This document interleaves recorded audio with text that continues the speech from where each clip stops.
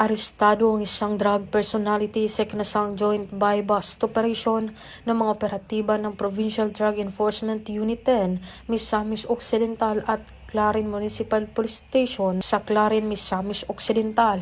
Kinilala ni Police Major Alvin Tamayo, OIC ng Clarin Municipal Police Station, ang suspect na si alias Dodong, 43 taong gulang at residente ng nasabing lugar.